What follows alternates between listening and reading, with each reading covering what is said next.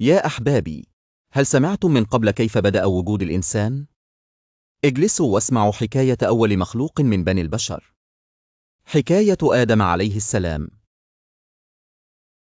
في قديم الزمان لم يكن على الأرض بشر ولا حياة بشرية، فقال الله تعالى للملائكة: إني جاعل في الأرض خليفة. جمع الله من الأرض ترابا متنوعا، أبيض، أسود، أحمر، أصفر، وخلطه بالماء فصار طينا، ثم تركه حتى صار كالفخار. بعدها شكل الله من هذا الطين جسدا عظيما، جسد أول إنسان آدم عليه السلام، لكنه لم يكن حيا بعد.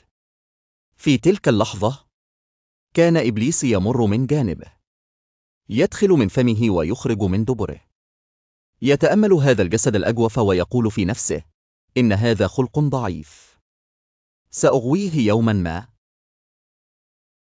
ثم جاء الأمر الإلهي، فنفخ في آدم من روح الله، فتحرك الجسد وعاش. وأول ما فعله آدم أنه عطس، فأوحى الله إليه أن يقول: الحمد لله، فقالها. فرد الله عليه برحمته: يرحمك ربك يا آدم. ثم علمه الله أسماء كل شيء، أسماء الحيوانات، الأشجار، النجوم، كل ما في الأرض والسماوات. وبعد ذلك أمر الله الملائكة أن يسجدوا لآدم تكريما له، فسجدوا كلهم إلا إبليس، أبى واستكبر وقال: أنا خير منه، خلقتني من نار وخلقته من طين. فطرد إبليس من رحمة الله. الملائكة سجدوا، لكن عزازيل تكبر وقال: أنا خير منه، خلقتني من نار وخلقته من طين. ومن وقتها ربنا سلبه مكانته، وتغير اسمه من عزازيل إلى إبليس لأنه أبلس، يعني يئس من رحمة الله.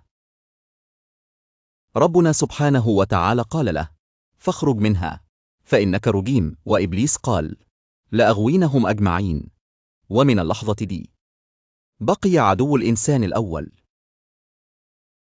الدروس اللي بنتعلمها: 1. التكبر ضيع إبليس. 2. لازم نسمع ونطيع أوامر ربنا حتى لو مش فاهمين الحكمة. 3. إبليس عدوك، وعاوز يغريك تغلط زيه. وبكده عرفنا الحكاية إيه لما إبليس عزازيل رفض يسجد. بس الحلقة الجاية فيها مفاجأة. هل إبليس قدر يغوي سيدنا آدم؟ وإزاي حصل أول ذنب في الجنة؟ استنون. في لحظة من الزمن كان آدم واقفا في الجنة أمام شجرة ليست كأي شجرة، إنها الشجرة التي نهاه الله عن الاقتراب منها. ومع ذلك في غمرة الجنة وجمالها سمع آدم همسات في أذنه: أتريد أن تعيش للأبد؟ أتريد أن تملك ما لا يزول؟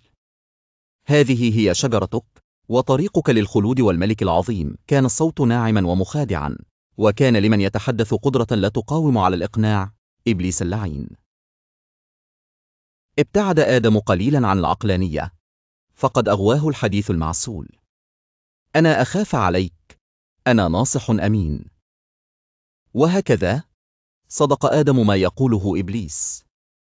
مد آدم يده نحو الشجرة وقطف منها ثمرة. كان ينظر إلى حواء بعيون ممزوجة بالخوف والإثارة، وفي لحظة أكل منها. لم تكن حواء بعيدة عن التجربة، فقد كانت معها في كل خطوة. وبعد أن رأته يأكل من الثمرة شاركت في الاختبار وأكلت هي الأخر. وفجأة في لقطات من الندم والعراة أدرك آدم خطأه. كل الأمان الذي كان يشعر به قد اختف، والنور أصبح أقل بريقا. كان يشعر بالعري، ليس فقط جسديا بل أيضا روحيا. بدأ آدم يهرع لجمع أوراق الشجر ليخفي جسده، وكانت كل خطوة يخطوها محملة بالندم وبتذكير له بأن عصى أمر ربه. حينها رفع يده نحو السماء مستغيثا من أعماق قلبه: ربنا، لقد ظلمت نفسي، سامحني، إن لم تغفر لي سأضيع. وكان لله أن يرى ما في القلوب، وهو الغفور الرحيم.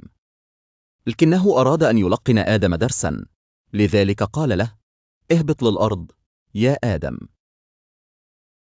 هنا تبدأ رحلة التوبة والغفران. كانت تلك بداية الإنسان مع الخطأ والتوبة. كانت درسا في العودة إلى الله والبدء من جديد، في رحلة تعلم من الأخطاء والغفران. الحكاية لم تنتهي هنا، بل ستستمر مع دروس أخرى تنتظر أن تحك.